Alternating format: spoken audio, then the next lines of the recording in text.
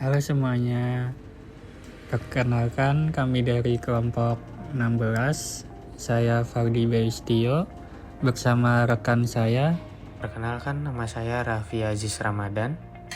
Perkenalkan, nama saya Ferdinand Ramot Lumban Tobing. Pada kesempatan kali ini, kami akan mempresentasikan materi yang berjudul Peran Edukasi Keuangan dalam Meningkatkan Minat Investasi Mahasiswa. Semoga presentasi yang kami sampaikan dapat memberikan pemahaman mengenai pentingnya edukasi keuangan bagi mahasiswa. Baik, langsung saja kita masuk ke pembahasan pertama, yaitu latar belakang. Era digital membawa perubahan besar dalam sektor keuangan. Kemudahan akses layanan keuangan online kini tersedia luas, namun sayangnya belum diikuti oleh pemahaman keuangan yang memadai di masyarakat. Data OJK tahun 2022 mencatat bahwa inklusi keuangan Indonesia telah mencapai 85,10%, namun tingkat literasi keuangan hanya sebesar 49,668%. Kesenjangan yang signifikan ini menunjukkan bahwa banyak masyarakat menggunakan layanan keuangan tanpa memahami produk dan risikonya dengan baik. Kondisi ini menegaskan pentingnya edukasi keuangan, khususnya bagi mahasiswa, agar mampu membuat keputusan investasi yang bijak dan terhindar dari risiko finansial yang tidak perlu. Nah, selanjutnya ini ada edukasi keuangan. Edukasi keuangan itu adalah proses pembelajaran sistematis yang bertujuan meningkatkan pengetahuan dan keterampilan seseorang dalam mengelola keuangan pribadi secara efektif. Proses ini mencakup pemahaman tentang cara menabung secara disiplin, berinvestasi dengan bijak, menyusun anggaran yang realistis, serta mengelola utang secara bertanggung jawab. Selain itu, edukasi keuangan juga membekali individu dengan kemampuan merencanakan keuangan jangka panjang demi mencapai kebebasan finansial. Pemahaman terhadap risiko dalam setiap keputusan keuangan menjadi komponen krusial dalam edukasi keuangan. Media penyampaiannya beragam, mulai dari seminar, pelatihan, mata kuliah formal, di perguruan tinggi, hingga platform digital yang semakin mudah diakses oleh generasi muda. Selanjutnya, dimensi edukasi keuangan. Pengetahuan dasar keuangan mencakup pemahaman tentang konsep inflasi, suku bunga, nilai waktu uang, serta pengelolaan keuangan pribadi. Dimensi ini menjadi fondasi utama bagi mahasiswa dalam memahami cara kerja sistem keuangan secara menyeluruh. Pengetahuan investasi dan perencanaan jangka panjang, memahami instrumen investasi seperti saham, reksadana, obligasi, deposito, dan emas, beserta karakteristik dan risikonya, serta kemampuan menetapkan tujuan finansial, mengelola risiko, dan merancang strategi investasi berkelanjutan. Selanjutnya, literasi keuangan. Literasi keuangan merupakan kemampuan seseorang untuk memahami, mengevaluasi, dan menggunakan informasi keuangan secara efektif dalam pengambilan keputusan finansial. Kemampuan ini mencakup pemahaman terhadap konsep-konsep keuangan dasar, perilaku pengelolaan keuangan sehari-hari, serta sikap terhadap pentingnya perencanaan keuangan jangka panjang. 3 komponen utama literasi keuangan adalah financial knowledge, yaitu pengetahuan tentang konsep dan produk keuangan. Yang kedua, financial behavior, yaitu perilaku nyata dalam mengelola keuangan. Dan yang terakhir, financial attitude, yaitu sikap serta persepsi terhadap pentingnya perencanaan keuangan. Semakin tinggi tingkat literasi keuangan seseorang, semakin baik kualitas keputusan keuangan yang diambil, sehingga mampu menghindari risiko finansial dan memanfaatkan peluang investasi secara optimal. Selanjutnya, perkembangan literasi keuangan Indonesia. Perkembangan literasi keuangan Indonesia menunjukkan tren positif yang konsisten selama 1 dekade terakhir. Data OJK mencatat pertumbuhan dari 21,84% pada tahun 2013 meningkat menjadi 29,66% di tahun 2016. Kemudian 38,3% 0,03% pada 2019 hingga mencapai 49,68% di tahun 2022. Meskipun tren pertumbuhan ini menggembirakan, angka literasi keuangan masih jauh di bawah tingkat inklusi keuangan yang telah mencapai 85,10%. Kesenjangan ini menandakan perlunya intensifikasi program edukasi keuangan di seluruh lapisan masyarakat, khususnya di kalangan mahasiswa sebagai generasi penerus. Nah, di slide selanjutnya akan dijelaskan oleh rekan saya. Jadi di slide ini membahas mengenai investasi dan pasar modal.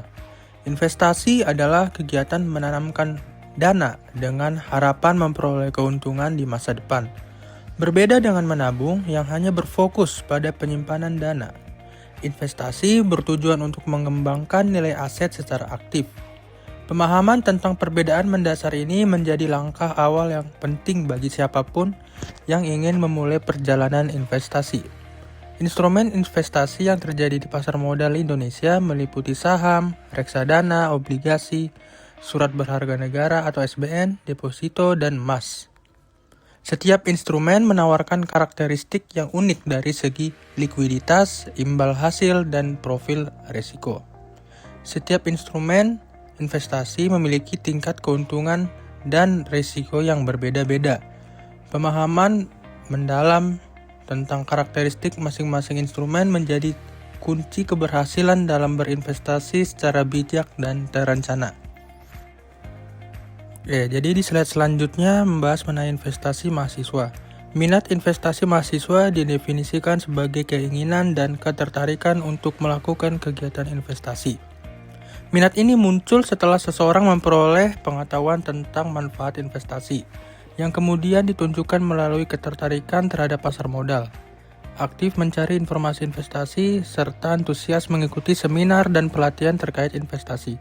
Berdasarkan Theory of Planned Behavior, minat merupakan prediktor kuat terhadap perilaku investasi aktual. Teori ini menyatakan bahwa minat yang tinggi secara signifikan meningkatkan peluang seseorang untuk benar-benar melakukan investasi. Dengan demikian, membangun dan meningkatkan minat investasi sejak dini menjadi langkah strategis dalam membentuk generasi investor muda yang cerdas dan bijak secara finansial. Metode penelitian. Penelitian ini menggunakan pendekatan deskriptif kuantitatif dengan metode survei untuk memahami hubungan antara edukasi, keuangan, dan minat investasi mahasiswa. Responden terdiri dari 20 mahasiswa yang aktif yang dipilih menggunakan teknik purposive sampling, yakni pemilihan berdasarkan kriteria tertentu yang relevan dengan tujuan penelitian. Data primer dikumpulkan melalui kuesioner berbasis Google Form yang disebarkan secara daring, sehingga memudahkan responden dalam memberikan jawaban secara fleksibel. Data sekunder diperoleh dari laporan resmi OJK, BEI, BI, serta jurnal ilmiah terkait. Analisis data dilakukan melalui statistik deskriptif, analisis korelasi, dan analisis komparatif. Slide selanjutnya, pertumbuhan investor pasar modal Indonesia. Pertumbuhan investor pasar modal Indonesia menunjukkan peningkatan yang sangat signifikan dari 1,6 juta investor pada tahun 2018. Jumlah ini melonjak drastis menjadi 12 juta investor di tahun 2023, mencatatkan peningkatan sebesar 660%.